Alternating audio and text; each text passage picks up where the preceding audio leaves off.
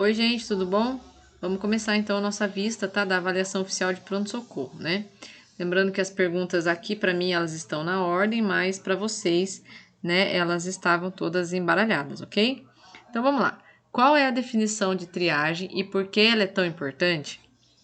A definição de triagem é aquela que a gente viu logo nas primeiras aulas, né, onde a gente falou a respeito da Florence, que tem aquela questão, né, da separação, porque através da triagem eu consigo colocar, né, aplicar uma escala, né, de gravidade do paciente. Então, não é por ordem de chegada, vai ser atendido aquele que precisa mais. Então, é de acordo com a gravidade do paciente. Por isso que ela é importante, né? Porque ela permite ao enfermeiro atribuir cores de acordo com a gravidade daquele paciente, para que o quadro desse paciente não se agrave, tá? A gente utiliza a escala de Manchester, tá? Para aplicar aqui a classificação de risco, tá bom? Descreva de forma organizada como você faria um curativo utilizando somente soro fisiológico, AGE, gás e micropore. A sua ferida tem uma fina borda de tecido de epitelização. No leito temos tecido de granulação e esfacelo em pouca quantidade. Tecido de epitelização é aquele que indica a cicatrização, né? Então é aquela borda bem rosa que a gente viu nas aulas de laboratório. O leito é o meio da ferida, então tem tecido de granulação, que é um tecido bem avermelhado, que indica a presença, né, de novos vasos, né? Então novos vasos sanguíneos levam oxigênio, automaticamente o oxigênio leva aí a cura, né, para essa ferida. Então, esse é um tecido muito bom, é um tecido viável, é um tecido que eu não quero estragar, tá? E o esfacelo, né, é aquela substância amarelada, meio gosmenta, que fica ali atrapalhando a cicatrização da ferida. Então, como que você faz? Aí, gente, nessa questão aqui, teve vários alunos que montaram a resposta de uma forma organizada, tá? Alguns ainda tem que dar uma melhorada nessa parte. Então, assim, fazer a avaliação da ferida, posicionar o paciente da melhor forma possível, colocar todos os EPIs, informar o paciente do procedimento, fazer o planejamento, checar a prescrição, né? Isso é muito importante, né? Verificar a prescrição. E aí, basicamente, é descrever aqueles passos que nós fizemos, né, no laboratório. Então, proteger o local onde você vai fazer a limpeza com toalha, saco plástico, enfim, para evitar o máximo de bagunça possível ali, né?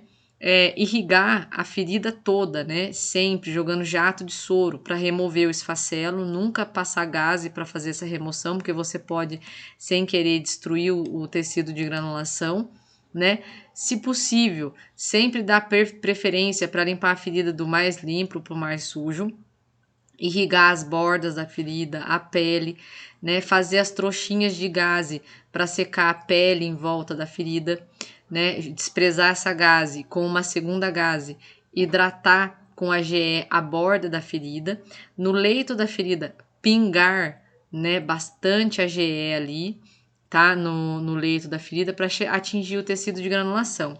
Nessa ferida do exemplo, eu não citei presença de necrose, nem de liquefação e nem de necrose de coagulação. Então, é só o AGE que você ia usar. Depois de pingar bastante AGE no leito da ferida, hidratar a borda, né, também com AGE, você pode estar fechando, né, essa ferida aí com gaze e micropore, tá bom? Bem simples, de uma forma bem tranquila aí essa resposta, ok? Próxima questão. Existe algum exame que possa ser realizado no pronto-socorro quando o paciente chega com queixa de dor no peito, podendo indicar que o coração está ou esteve sofrendo? Se sim, justifique sua resposta. Aqui, muitos alunos colocaram o eletro. Não tá errado, tá, gente? Mas não era essa a resposta que a gente estava buscando, né? Nas aulas online, a gente falou muito a respeito dos exames das enzimas séricas, né? Que são enzimas que são liberadas quando o músculo cardíaco sofre. Então, essas enzimas, elas caem na corrente sanguínea e aí, através delas, a gente consegue detectar esse sofrimento cardíaco. É um exame de sangue, tá bom? Então, era essa a resposta aí. Muitos acertaram, fiquei bem feliz com essa resposta, com essa questão, tá? Selecione as alternativas incorretas. Sobre os procedimentos realizados em unidades de pronto atendimento, temos avaliação física, obtenção de acesso periférico e central, sondagens, suturas, drenagens, curativos, imobilizações e cirurgias cardíacas com colocação de válvulas. Não, né? Nada a ver, né, gente? Pronto-socorro não faz cirurgia cardíaca, tá? Nem com colocação de válvula, nem com colocação de stent. Não é um procedimento realizado em unidade de pronto-socorro, tá? Então, essa aqui com certeza estava errada. Não fazemos colocação de válvula cardíaca em pronto-socorro, tá bom?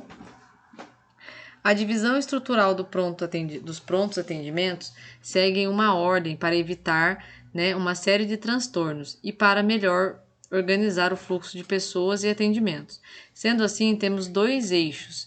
Entre eles temos o eixo amarelo, que está relacionado à clínica do paciente grave, com risco de morte, sendo composto por um grupamento de 3 áreas principais: a área vermelha, a área amarela e a área verde. Errado, né? A cor amarela, ela não é de um eixo, ela é de uma área, né? Como essa aqui, ó, área amarela. Esse eixo aqui é o eixo vermelho, tá bom? Então, eu tenho o eixo vermelho e o eixo azul, tá? Esse eixo aqui tá incorreto. Essa aqui tá incorreta porque não é amarelo, é vermelho. Na área verde, temos as salas de observação que devem ser divididas por sexo, feminino e masculino, idade, a depender da demanda. Então, essas áreas aqui, ó, essa área verde onde tem esses setores faz parte do eixo vermelho, porque quem faz parte do eixo azul é recepção, administração, setores onde não tem, tá, esse contato com o paciente, tá bom? Não dessa forma, tá? Então, eram essas duas aqui. Qual a importância dos exames de sangue e quais cuidados fundamentais nós da enfermagem temos que ter para a realização correta da coleta dos exames? Bom, aqui é que os exames de sangue, eles fornecem, né, informações a respeito do funcionamento dos nossos órgãos vitais. Acabamos de falar lá em cima das enzimas séricas, que é obtida através de um exame de sangue, né? Então, eu tenho ali um reflexo do funcionamento do coração, eu tenho reflexos do funcionamento dos rins, pâncreas, né? Eu consigo detectar um monte de doenças e problemas, agravos, tudo através dos exames de sangue. E os cuidados, né? Bastante gente colocou, eu achei bem bacana. A questão de verificar a prescrição médica, né? No momento ali de pegar a ficha do paciente, ver se tem exame primeiro, antes de ver se tem medicação, porque se ele tiver exame, você já consegue orientá-lo, verificar a questão do jejum, se aquele exame precisa ou não, né, que o paciente esteja de jejum, a verificação correta dos tubos, né, não confiar 100% aí na memória, checar no postinho de enfermagem se aquele tubo é o correto, caso tenha exame de fatores de coagulação, por exemplo, né, respeitar aquela regra de não utilizar o primeiro sangue que sai para esse exame, porque vai dar a diferença, né? Então, não espirrar o jato de sangue, né, da seringa dentro do tubo, porque isso pode quebrar partículas, né? Sempre encostar o bico da seringa, né, na parede do tubo, né? E devagar fazendo ali a colocação do sangue dentro do tubo. E a correta identificação, né, gente? Não adianta nada você fazer tudo e não identificar corretamente esses frascos, tá bom? Qual é a diferença entre urgência e emergência? Bom, urgência é uma situação em que o paciente ele precisa ser atendido, mas ele não precisa ser atendido na hora. Ele tem uma tolerância mínima ali de 10 minutos e máxima de 4 horas. Tudo isso dentro da urgência. Então, dentro do termo urgência, eu tenho o muito urgente, o pouco urgente e o não urgente. Então, na urgência, o paciente ainda pode esperar um pouquinho, tipo, no mínimo 10 minutos. Por quê? Porque o risco de morte dele não é iminente, ele tem um risco de agravo, tá? No caso da emergência, não. O cara tem que ser atendido na hora. Não dá para esperar 1 minuto, 2 minutos, 3 minutos. Por quê? Porque o risco de morte dele é iminente. Ou seja, se ele não for atendido na hora, o cara vai morrer, tá bom? Selecione as alternativas corretas. O uso do carvão ativado é uma excelente opção para minimizar os danos causados pelo tóxico no organismo e também impede que o tóxico se espalhe. Ele é administrado por via sonda nasogástrica e os auxiliares e técnicos auxiliam ativamente nesse processo. Correta. Em caso de intoxicação endógena, a pessoa adoece por ter contato com substâncias tóxicas que estão presentes no meio ambiente. Nada a ver, né? Lembram que o representante da intoxicação endógena era o Fred Krueger, né? Então, nada a ver. Intoxicação endógena é quando o indivíduo tem dentro de si algo que está intoxicando ele. É uma substância que é produzida pelo próprio organismo. Quando são toxinas que estão presentes no meio ambiente, eu tenho uma intoxicação exógena. Então, essa aqui está errada. Uma pessoa pode ser envenenada de diversas formas, sendo elas por inalação, vapores tóxicos, contato com a pele e ingestão dessas substâncias tóxicas. E também pode quando sofre uma picada de algum inseto, né? Então, correto. Em pronto atendimento, não há nada que podemos fazer para socorrer a vítima de intoxicação. Ela deve ser encaminhada imediatamente para o Instituto Butantan, que contém todos os antídotos para neutralizar os envenenamentos. Nada a ver, né? A gente pode utilizar o carvão, né? Ó, essa aqui tá já falando isso. Intoxicação exógena é aquela que vem de dentro para fora. Ou seja, o que está intoxicando a pessoa está sendo produzido pelo próprio organismo. Nada a ver, né? Então, a correta são essas duas aqui, ó. Essa aqui e essa aqui estão invertidas, né? Então, essas são as duas alternativas corretas, tá? Selecione as alternativas que contenham somente atribuições dos auxiliares e técnicos de enfermagem.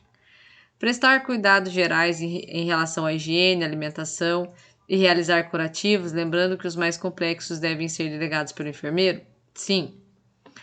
Administrar medicamento por via oral, muscular, subcutânea e venosa e monitorar pacientes graves e pacientes engessados? Sim. Controlar os sinais vitais do paciente e auxiliar na recepção dos pacientes, pequenas cirurgias e suturas? Sim. Delegar tarefas para os demais membros da equipe de enfermagem, realizar a montagem de escalas de serviço e, quando houver um curativo onde temos a presença de necrose, técnicos e auxiliares podem realizar o desbridamento. Errado, né? Então, essa aqui eu não vou marcar. Essas três aqui são as corretas. Selecione a alternativa correta. Errada, desculpa. Quando pensamos no carrinho de emergência, logo pensamos no médico, já que no carrinho temos grande número de medicamentos. Sendo assim, é função do médico organizar o carro de emergência e seus componentes e acessórios, elaborar a escala de serviço para a limpeza do carro de emergência e seus componentes e acessórios, e monitorar o cumprimento das atividades pelos técnicos e auxiliares de enfermagem, conforme a escala. Errado, né? A única coisa que o médico faz com relação ao carrinho de emergência é prescrever o que está. Isso tudo que vocês leram aqui é função do enfermeiro, tá? Não do médico. Os auxiliares e técnicos de enfermagem têm as seguintes funções: realizar a limpeza do carro de emergência e do desfibrilador, que inclui monitor, cabos e acessórios, conforme escala de serviço, e ou após o atendimento emergencial, e auxiliar o enfermeiro na organização do carro de emergência. Essa está correta, tá? O carro de emergência deve constituir-se de armário móvel com gavetas suficientes para a guarda de medicamentos, materiais e equipamentos a serem utilizados em situações de emergência e urgência. Essa está correta. O carrinho de emergência funciona como uma reserva de medicamentos. Em algumas situações, quando a farmácia está longe do setor, podemos utilizar a medicação que tem lá dentro do carrinho. As gavetas ficam trancadas somente para evitar roubo. Erradíssimo, né? De forma nenhuma, gente. Isso aqui é uma aberração, tá? De jeito nenhum a gente pode retirar medicamento do carrinho de emergência sem ser em uma ocorrência de emergência, tá? Nada a ver. Se a farmácia tá longe, você pode até conversar com o seu departamento lá, né, para viabilizar alguma coisa, mas não é o carrinho de emergência. Selecione a alternativa correta. Sobre as feridas, o que é mais importante numa ferida é a ferida em si. Não precisamos perder tempo em avaliar o estado nutricional do paciente, nem as comorbidades. Errado, né? A gente falou bastante sobre a questão da úlcera venosa, da úlcera arterial, da LPP, então nada a ver, né? Isso aqui tá super errado. A pele, quando está lesada por uma ferida, causa no paciente apenas danos e prejuízos naquele local. Ou seja, uma ferida não é capaz de intervir na vida cotidiana do paciente, nem mesmo em sua saúde de um modo geral. Absurdo, né? Isso é ridículo. Imagina, de jeito nenhum. O cara fica com dor. É uma pessoa que convive com uma ferida crônica, ela tem, nossa, diversos fatores aí que interferem na vida cotidiana dela. Nada a ver, errado. Não existe diferença entre ultravenosa e ultra-arterial. Elas têm as mesmas características e apresentam os mesmos sinais e sintomas. Elas são consideradas angioúlceras. Gente, esse angioúlceras foi uma inspiração que me veio do céu, assim, que se eu fosse dar um nome para alguma coisa, eu daria esse, tá?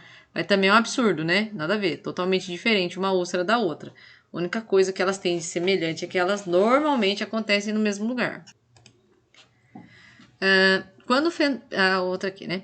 Quando pensamos em uma ferida, é importante pensar em sua classificação, principalmente no que diz respeito à sua etiologia, pois assim podemos entender quais outros pontos devem ser observados, pois se eu sei a origem da ferida, posso cruzar informações com outros cuidados. Correto, né? A própria lesão por pressão é um exemplo disso aqui, né? E a última aqui, ó. Em caso de queimadura, quando uma pessoa chega no pronto atendimento com fuligem na área da narina, os cílios queimados, rouquidão e escarro carbonáceo, nós da enfermagem não precisamos nos preocupar, pois essa pessoa não apresenta nenhuma queimadura aparente. Erradíssimo, né? Nesse caso aqui que eu tenho que me preocupar muito, tá bom? Porque isso é sinal de inalação de fumaça e a pessoa pode, né, ser intoxicada por conta da fumaça, tá bom? Então tá aqui a vista.